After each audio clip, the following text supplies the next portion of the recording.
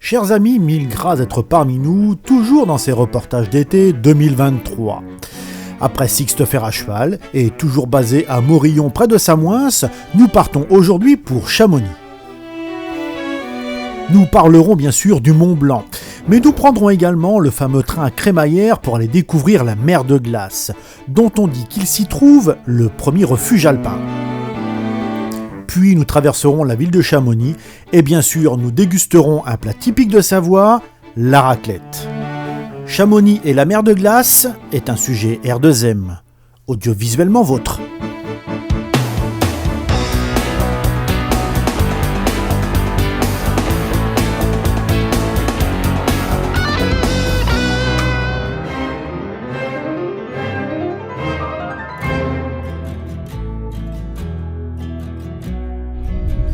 Étant à Chamonix, nous ne pouvons pas ne pas parler de l'incontournable Mont Blanc. Nous l'avons appris à l'école, le Mont Blanc est le plus haut sommet de France et même d'Europe avec ses 4806 mètres d'altitude. Et il marque la frontière entre la France et l'Italie. Fascinant, source d'inspiration depuis plusieurs siècles, il est l'objectif des aventuriers et des alpinistes. Du reste, sa première ascension fut enregistrée en 1786. Rendons-nous à la gare de Chamonix-Montanvert pour prendre un train un peu particulier appelé le train rouge. Ce train était tracté par des locomotives à vapeur telles que celle-ci de 1927 et reconnaissable avec sa chaudière inclinée afin de garder les niveaux d'eau en raison de la forte pente. Elle est une des 8 locomotives du parc de Montanvert avec une puissance de 250 à 200 octans de chevaux.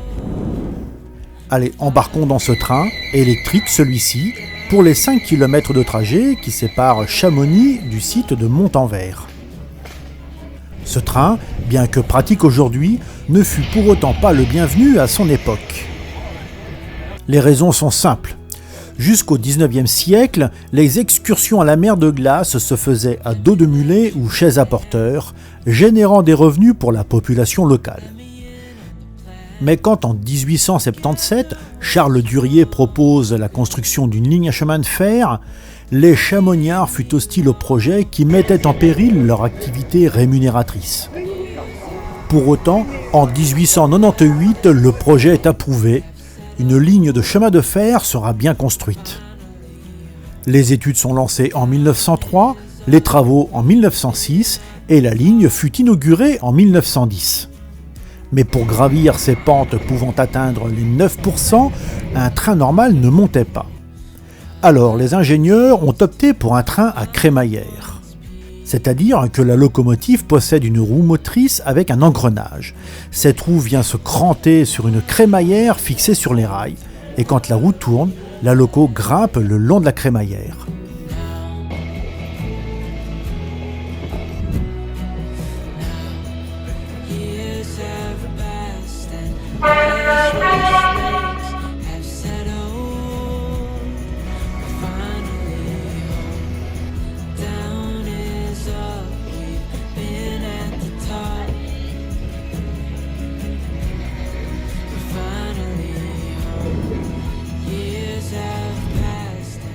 Après avoir gravi le dénivelé de près de 900 mètres, nous arrivons au terminus, sur le site de Montanvert à 1913 mètres d'altitude.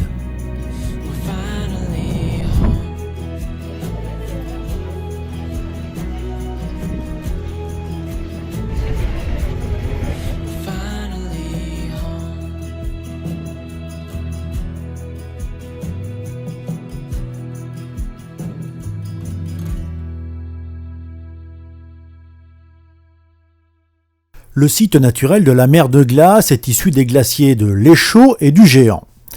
La mer de glace est le plus grand glacier de France. Avec ses 7 km de long, ses 40 km² de superficie, ses 200 mètres d'épaisseur et à une altitude de 1300 mètres. Mesure prise à ce jour, car les spécialistes constatent la fonte du glacier année après année. Ce glacier fut exploré en 1741 par 2 Anglais, les sieurs Wynnam et Pocock. Ils défièrent les superstitions locales, grimpant jusqu'au Montanvert, gagnant ce grand glacier, leur donnant l'image d'une mer et qu'ils nommèrent mer de glace. Et depuis, le tourisme s'est développé. En 1779, une construction est connue au Mont-en-Vert, celle de l'anglais Blair. Ce baraquement, bien endommagé par les intempéries, est détruit pour laisser place en 1795 à ce bâtiment ovale, celui qui est considéré comme le premier refuge des Alpes. Il est même baptisé le Temple de la Nature.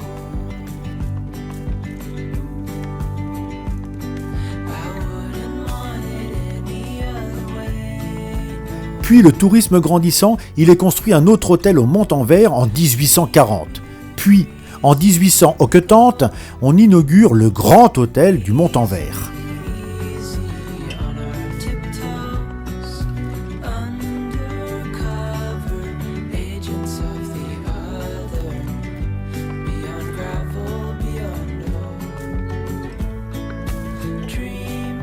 Le tourisme est devenu l'attraction principale.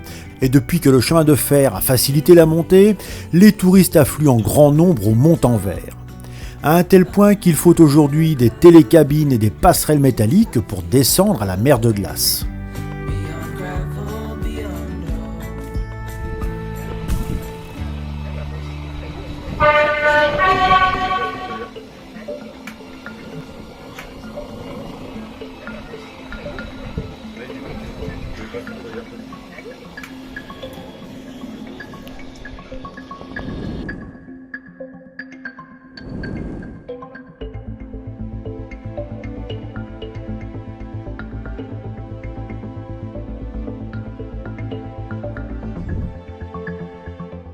Redescendons en ville pour aller nous restaurer. Nous nous arrêtons devant ce restaurant aussi typique que chaleureux pour aller y manger un plat très local, la fameuse raclette.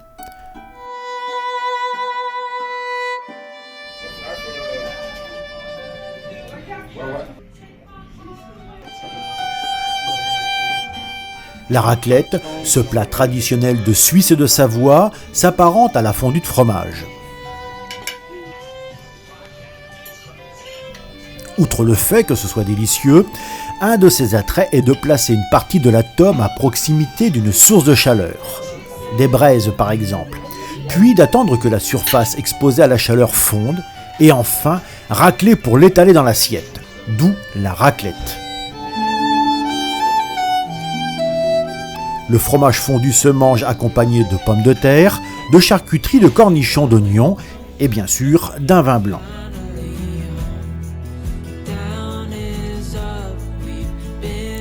Faisons maintenant une balade digestive dans Chamonix.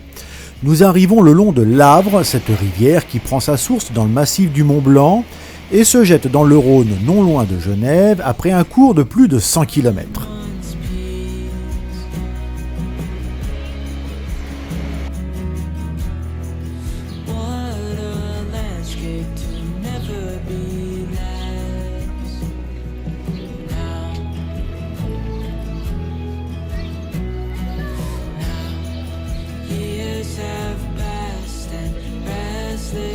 Nous passons devant l'église Saint-Bernard du Mont-Blanc.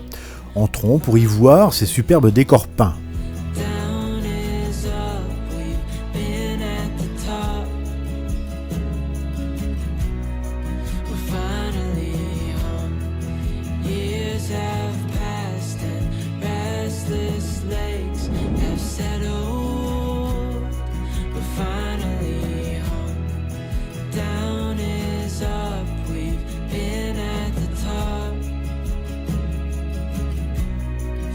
Et voilà, il est temps que l'on reparte car nous sommes attendus pour la deuxième partie de ces reportages d'été dans la vallée de la Tarentaise où nous retrouverons Philippe du Noyeret de C pour d'autres aventures.